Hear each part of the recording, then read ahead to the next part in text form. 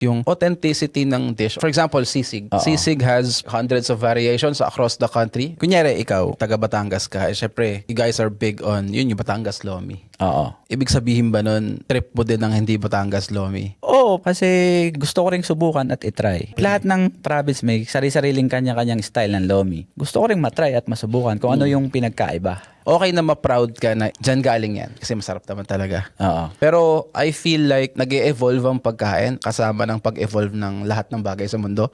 Kunyari, sisig, hindi lang naman yan sa Maynila, may itlog or may mayo. Hindi lang naman ganun eh. Bawat bahay. Diba ang luto ng pagkain eh, diba? Depende sa preparation ng tao. It shouldn't cause Parang hindi siya negativity, di ba? gawing big deal. Oo. Na pag dinagyan mo ng mayo or itlog, ay hindi na yan, ano? Oo. Eh kung trip nung isa, Oo, masarap, kaya- diba? Yun nga eh, parang i-take mo na lang siya kung as a food exploration ba? Or art itself, di ba? Pwede siyang art eh, di ba? Walang rule. Wala siyang rule.